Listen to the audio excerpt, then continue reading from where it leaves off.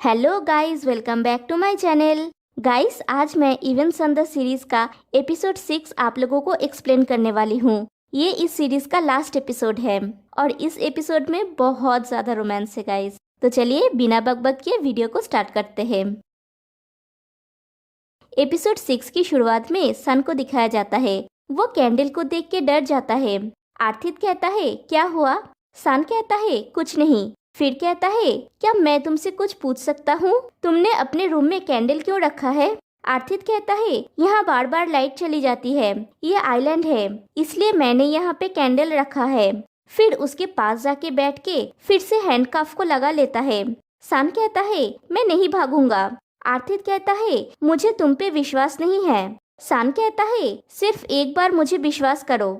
आर्थित कहता है, सोने का टाइम हो गया है, सोने चलो। लेकिन सन तो हिलने का नाम ही नहीं लेता। आर्थित फिर से कहता है, मैंने कहा सोने चलो, तुम जिद्दी हो। फिर सन सोने जाता है। फिर कहता है, पहले अपना हाथ ऊपर उठाओ। फिर दोनों सो जाते हैं। फिर ताले को दिखाया जाता है। उसके हाथ में खाना होता है। पीछे से नाई आके कहता है, तुम यहाँ क्यों खड़े हो? ताले कहता है, कुछ नहीं, और खाने को छुपा लेता है। नाई पूछता है, क्या तुम उनके लिए खाना लाए हो? ताले कहता है, हाँ, और तुम्हारा क्या तुम उनके लिए ड्रिंक्स लाए हो?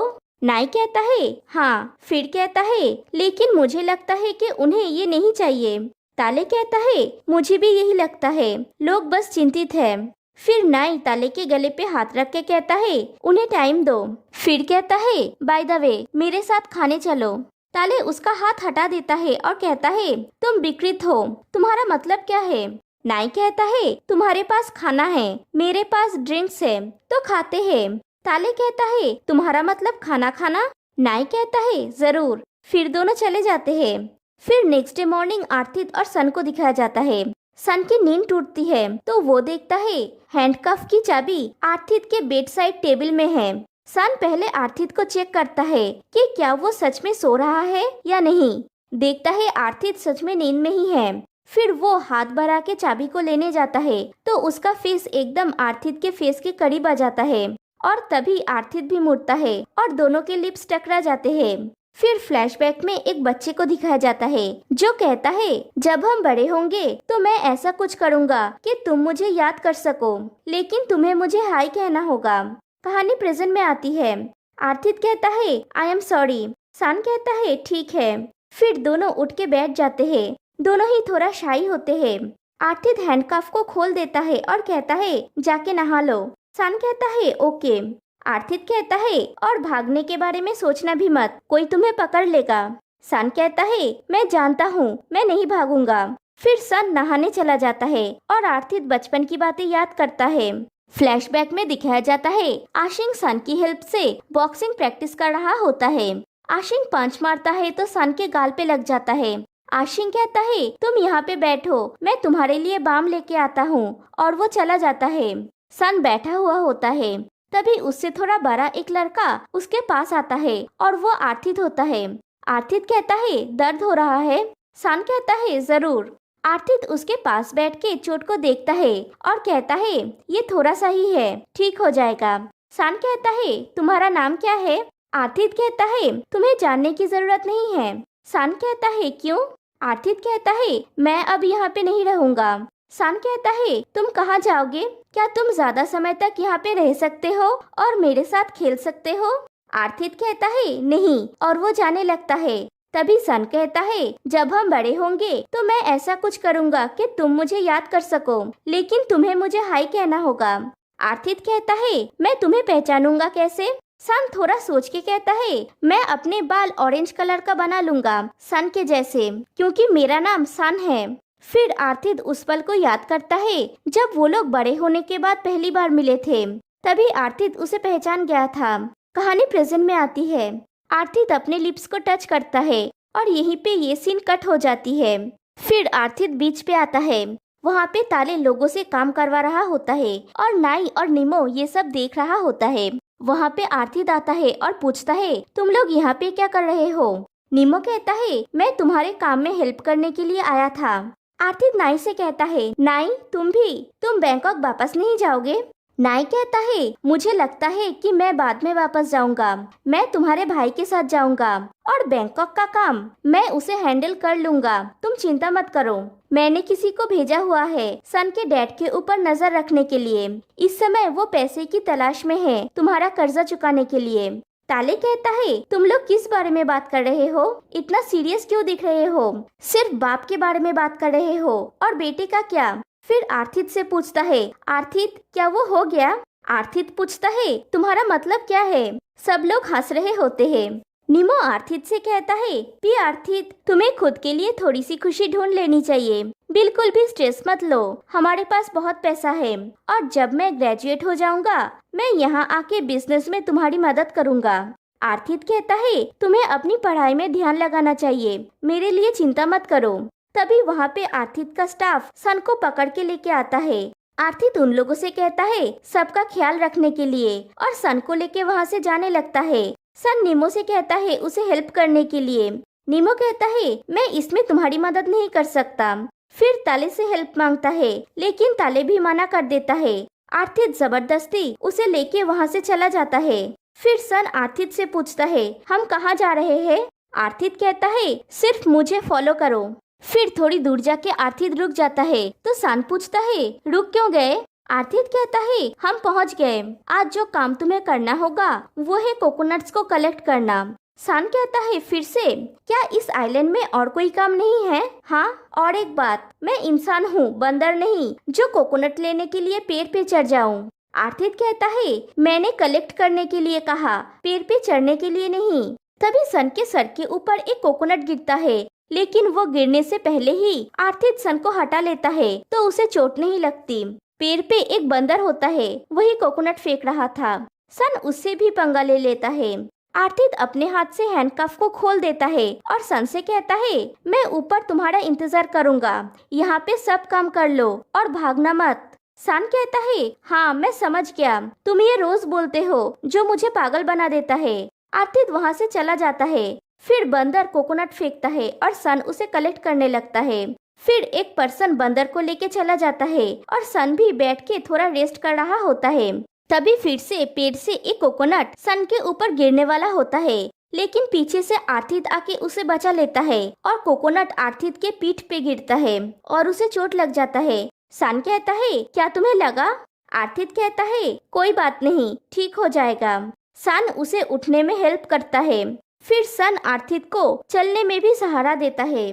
सन आर्थित को उसे बचाने के लिए थैंक्स कहता है। आर्थित ना सुन पाने का नाटक करता है और पूछता है क्या? सन फिर से थैंक्स कहता है।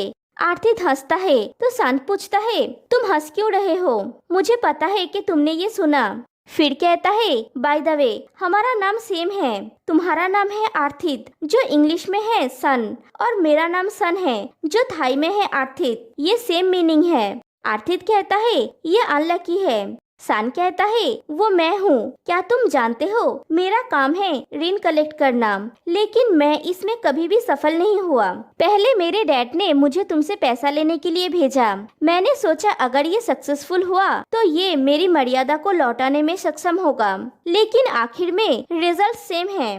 मुझे लगता है कि मैं इस काम के लिए उपयुक्त नहीं हूँ। आर्थित कहता है तो तुम्हें क्या लगता है कि तुम किस काम के लिए उपयुक्त हो? सन कहता है मैं नहीं जानता। आर्थित समुंदर के किनारे से कचरे को उठाने लगता है तो सन पूछता है तुम ये क्यों कर रहे हो?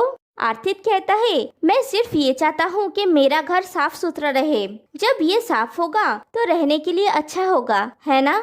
और दोनों एक दूसरे की तरफ देख रहे होते हैं। फिर सन के डैड को दिखाया जाता है, वो आर्थित आइलैंड में आए हैं और नाई और ताले से बात कर रहे होते हैं। तभी वहाँ पे आर्थित और सन आते हैं। सन का डैड सन को देख के कहता है तुम कैसे हो? फिर उसके हाथ में हथकड़ी देख के आर्थित के ऊपर चिल्लाने लगता है कि तुमने मेरे बेटे के साथ ऐसा क्यों किया? मैं पुलिस में रिपोर्ट लिखवाने जा रहा हूँ। आर्थित कहता है वो मैं हूँ जिसे पुलिस को कॉल करना चाहिए आपको अरेस्ट करवाने के लिए। फिर फ्लैशबैक में दिखाया जाता है सन का डैड, आर्थित का डैड और आशिंग का डैड बात कर रहे होते हैं। आशिंग का डैड कहते हैं मैं अपने स्टाफ को तुमसे पैसा लेने के लिए बोलते बोलते बोर हो गया हूँ, आर्थित का डैड सन के डैड से कहता है तुम्हें मुझे पैसा वापस कर देना चाहिए। मेरे बेटे का ग्रेजुएशन हो गया और वो आइलैंड में जाएगा। तुम जानते हो मैं पैसे कलेक्ट करने की कोशिश कर रहा हूँ ताकि मेरे बेटे के लिए कुछ आइलैंड खरीद सकूं। अगर मैं पैसे नहीं दे सका जैसा मैंने प्रॉमिस किया था तो शायद वो ये किसी और को बेच देगा। तब मैं क्या करूँगा? सन का डैड कहता है मैं जानता हूँ, मुझे थोड़ा और टाइम दो मेरे बेस्ट फ्रेंड। आर्थित का डैड कहता है मेरे साथ बातचीत करते समय फिर से बेस्ट फ्रेंड शब्द यूज मत करना, मुझे अभी पैसे दो 10 मिलियन बट। आशिन का डैड कहता है क्या 10 मिलियन बट? आर्थित का डैड कहता है हाँ, उसने मुझसे 10 मिलियन बट उधार लिया था। फिर सन के डैड से कहता है मैं नहीं जानता कि कैसे, लेकिन मुझे ये अभी वापस चाहिए। सन का डैड कहता है मेरे पास नहीं है। आर्थित के डैड की तबीयत खराब होने लगती है, उनके चेस्ट में पेन शुरू हो जाता है। कहानी प्रेजेंट में आती है। सन का डैड कहता है मैं उसके लिए माफी चाहता हूँ, लेकिन मैं हर रोज तुम्हारे डैड से माफी मांगता हूँ। और उसके बाद आर्थित कहता है अब क्या होगा? फिर कहता है कोई बात नहीं, इसको बहुत दिन हो गया। सन का डैड कहता है मैं सच में माफी चाहता हूँ, मैं गारंटी देता हूँ कि ऐसा फिर से कभी नहीं होगा, प्लीज। फिर सन से कहता है घर चलो बेटा। सन कहता है डैड आपका मतलब क्या है? तभी नाई कहता है ये 10 मिलियन बाट का कैश चेक है जो अंकल ने लौटाया है और ये लोन एग्रीमेंट है। आर्थित लोन एग्रीमेंट को लेता है और उसे फाड़ के फेंक देता है। फिर सन के हाथ से हथकड़ी को खोल देता है और कहता है तुम अब आजाद हो, और वहाँ से चला जाता है। सन का डैड उसे कहता है सन चलो घर चले, लेकिन सन का दिल तो आर्थित के पास है और वो वहीं पे भागता है। आर्थित बीच पे होता है। सन जाके उसे बुलाता है। आर्थित कहता है तुम्हें अपने डैड के साथ लौट जाना चाहिए। सन कहता है तुम मेरा इतना पीछा करना क्यों पसंद करते थे? आर्थित कहता है तुम अब और यहाँ पे नहीं रहना चाहते हो। सन कहता है तुम्हें ये कैसे पता? शायद मैंने अपना मन बदल लिया हो। आर्थित कहता है और वो क्या है? सन कहता है ये जगह बुरा नहीं है। आर्थित कहता है तुम यहाँ पे नहीं रह पाओगे, तुम्हें जाना चाहिए। सन कहता है अगर मैं यहाँ पे रहना चाहूँ तो कोई बात नहीं कि तुम मुझे चेस करो, लेकिन मैं यहाँ से नहीं जाऊँगा। आर्थित कहता है लेकिन तुम अब और मेरे कर्जदार नहीं हो, जाओ यहाँ से। और वो जाने लगता है। सन फिर से उसे बुलाता है और कहता है क्या मैं तुमसे फिर से उधार ले सकता हूँ? आर्थित पूछता है कितना? सन कहता है उतना जितना मैं अपनी पूरी जिंदगी में भी चुका नहीं पाऊंगा। फिर कहता है अभी तक मेरे पास नहीं आए। आर्थित सन के पास जाता है और उसे हक कर लेता है और ये सीन बहुत ज्यादा स्वीट है। फिर दिखाया जाता है आशिंग और मैंगकॉन के बीच में बॉक्सिंग कंपटीशन होने वाला है। बहुत लोग जमा हुए हैं। ताई कहता है मैं मैंगकॉन को चीयर करूंगा।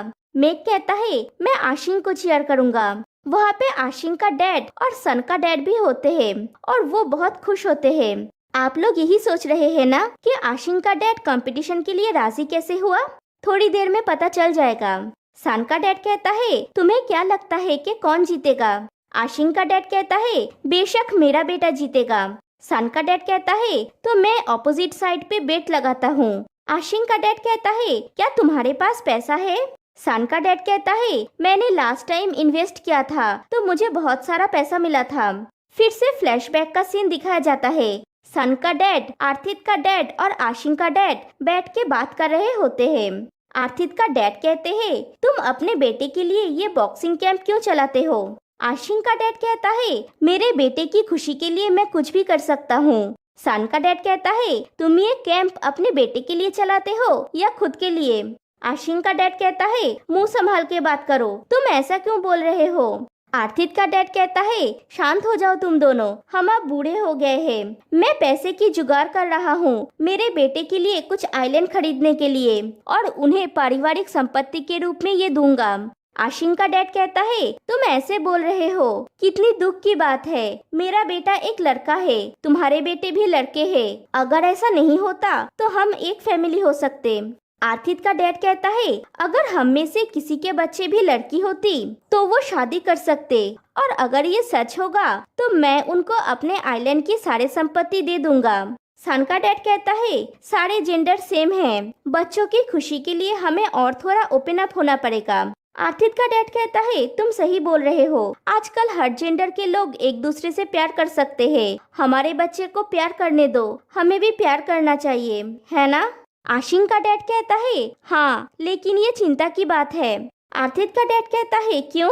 आशिन का डैड कहता है क्योंकि इसमें कोई वारिस नहीं होगा। आर्थित का डैड कहता है कोई प्रॉब्लम नहीं है, ये भविष्य की बात है, जिसमें बच्चों की खुशी है वो उन्हें करने दो। चलो इसे यादगार बनाने के लिए एक फोटो लेते हैं, क्योंकि जब मैं चला जाऊंगा तुम लोग मुझे मिस करोगे। आशिन का डैड कहता है ऐसा बोल रहे हो जैसे तुम मरने वाले हो। आर्थित का डैड कहता है मेरा मतलब है आइलैंड चला जाऊंगा। फिर आशिन के डैड 3 जन की फोटो लेता है। कहानी प्रेजेंट में आती है। आशिन का डैड कहता है मैं बेट लगाता हूँ 20,000 बाट की। फिर मैच स्टार्ट होता है। दोनों में जबरदस्त फाइटिंग होने के बाद आशिन जीत जाता है। आशिन का डैड सन के डैड से कहता है तुम हार गए। सन का डैड कहता है क्या हार गया, मैं जीत गया। आशिन का डैड कहता है तुमने देखा ना कि मैंकॉन हार गया। और दिखाया जाता है आशिन अपना हाथ बढ़ा देता है मैंकॉन को उठने के लिए, लेकिन मैंकॉन उसका हाथ पकड़ के उसे अपनी तरफ खींचता है और आशिन उसके ऊपर गिर जाता है। फिर क्या है, दोनों किस करते हैं और वो भी सबके सामने। सन का डैड कहता है तुम्हारा बेटा जीत गया, लेकिन मैंकॉन के दिल के आगे हार गया और सारे पैसे लेके चला जाता है। आशिन का डैड भी उन्हें देखता है और दिखाया जाता है पिछले दिन जब वो दोनों बॉक्सिंग रिंग पे बात कर रहे थे, तब आशिन के डैड ने उनकी बातें सुन लिया था। फिर से आर्थित और सन को दिखाया जाता है। वो दोनों तो सुपर फास्ट है, दोनों बेड पे होते हैं। सन कहता है तो मैं यहाँ पे और अधिक रह सकता हूँ, है ना? आर्थित कहता है जरूर, जितना दिन तुम चाहो। फिर कहता है मैंने कहा था किसी का सेम नाम होता है तो वो अनलकी होते हैं, मैं ये बात वापस लेता हूँ। सन पूछता है क्यों? आर्थित कहता है अगर किसी का सेम नाम होता है तो वो अनलकी होते हैं, लेकिन ये अनलकी नहीं है। सन पूछता है तुम्हारा मतलब क्या है? आर्थित कहता है क्योंकि हम एक है और दोनों स्वीट मोमेंट्स बिता रहे होते ही है, तभी बाहर से आर्थित के फ्रेंड्स उसे पुकारता है। आर्थित सन को चुप रहने के लिए कहता है। फिर वो बाहर जाता है। बाहर नाई, ताले और नीमो होता है। आर्थित बाहर आके पूछता है क्या हुआ? ताले पूछता है तुम इतने टाइम से अंदर क्या कर रहे थे? और तीनों अंदर झांकने लगते हैं। आर्थित कहता है क्या मैं अकेला हूँ? ताले पूछता है तो फिर बड़े घर में क्यों नहीं सोए? नीमो कहता है हाँ, सन कहाँ है? तभी सन को खांसी आती है। वो खांसता है तो बाहर आर्थित भी खांसने का नाटक करता है और कहता है मैं नहीं जानता। नीमो कहता है अगर आप उससे नहीं मिले तो ठीक है, जब मैं और पीनाई बैंकॉक जाएंगे मैं आके तुमसे पहले कहूँगा। आर्थित नाई से कहता है प्लीज मेरे भाई का ख्याल रखना। नाई कहता है आर्थित आइलैंड के नए लॉयर के लिए चिंता मत करो। ताले कहता है और मेरा क्या, तुम सब लोगों के पास करने के लिए काम है, तो फिर मुझे हमेशा के लिए आर्थित का अधीनस्थ होना चाहिए। नाई पूछता है क्या तुम श्योर हो कि तुम आर्थित के अधीनस्थ हो? ताले कहता है हाँ, मैं तुम्हारी तरह अमीर नहीं हूँ। फिर नाई ताले को एक पेपर देता है और कहता है अब हम तुम्हारे बारे में सब कुछ जानते हैं, तुम्हारे डैड की वजह से। वो मरने से पहले आर्थित के डैड को पैसे दिए थे लेक आइलैंड खरीदने के लिए। ताले कहता है ठीक है, मुझे ये नहीं चाहिए। आर्थित कहता है मैं ये पैसे तुमको लौटाता हूँ, तुम दोनों को बहुत बहुत शुक्रिया मेरे बेस्ट फ्रेंड्स। ताले कहता है थैंक यू, हम तुम्हारे बेस्ट फ्रेंड्स हैं, तो तुम्हारा लवर कहाँ है? और फिर से सब लोग अंदर झांकने लगते हैं। आर्थित कहता है नीमो तुम अब जाओगे राइट? नीमो हाँ कहता है। आर्थित कहता है रेस्टोरेंट में मेरे लिए वेट करना, मैं चेंज करके आता हूँ। नाई कहता है क्या मैं टॉयलेट यूज कर सकता हूँ? तो आर्थित जोर से बोल उठता है नहीं। नाई कहता है ये अजीब है। आर्थित कहता है ये मेरी प्राइवेट जगह है और अंदर चला जाता है। और ये तीनों प्लान बनाते हैं कि चुपके से देखेंगे। फिर आर्थित जब अंदर जाता है तो सन का चेंजिंग कंप्लीट हो गया होता है। आर्थित कहता है हम उन्हें एक साथ सी ऑफ करने जाएंगे। सन पूछता है तुमने उन लोगों से नहीं कहा कि अब हम साथ में हैं? आर्थित कहता है हाँ, तो फिर चलो एक साथ चलते हैं, लेकिन अलग अलग और बीच में मिलेंगे। सन कहता है ओके। आर्थित अचानक से सन के चिक पे किस करता है और चेंज करने चला जाता है। सन तो शर्मा रहा होता है। फिर दोनों एक साथ घर से बाहर निकलते हैं तो सब चिल्ला उठते हैं सरप्राइज कह के और दोनों पकड़े जाते हैं। सन शर्मा के फिर से अंदर जाने लगता है तो सब कहते हैं तुम पकड़े गए। नीमो उन दोनों को कांग्रेचुलेट करता है और सब उनके लिए क्लैप करते हैं। आर्थिक सन को हक कर लेता है। सन कहता है तुम्हें अपने फ्रेंड्स के सामने शर्म नहीं आती? आर्थिक कहता है क्यों? फिर दोनों को बीच में दिखाया जाता है। सन भी आर्थिक की तरह कचरे को साफ करने लगता है तो आर्थिक पूछता है क्यों कर रहे हो? सन कहता है मैं चाहता हूँ कि तुम्हारा घर रहने के लिए अच्छा हो। फिर दोनों बीच पे बैठते हैं। आर्थिक कहता है तो क्या तुम रहना चाहते हो? सन पूछता है क्या तुम मुझे यहाँ पे रहने के लिए अलाउ करोगे? आर्थिक कहता है हाँ हमेशा। फिर सन आर्थिक के चिक पे किस करता है और दोनों अपने रोमांटिक टाइम स्पेंड करते हैं। फिर आर्थिक कहता है क्या हम कुछ भूल रहे हैं? सन थोड़ा सोच के कहता है जहाँ तक मुझे याद है नहीं। फिर जेजे को दिखाया जाता है। वो अकेला उस आइलैंड में फंस गया। बेचारा बेचारा नहीं, इसके साथ यही होना चाहिए। और यहीं पे ये एपिसोड और ये सीरीज एंड हो जाती है। तो गाइस आपको ये पूरा सीरीज कैसा लगा? मुझे तो बहुत अच्छा लगा ये सीरीज। तो फिर मिलते हैं गाइस नेक्स्ट वीडियो में किसी और सीरीज के साथ। तब तक के लिए बाय बाय।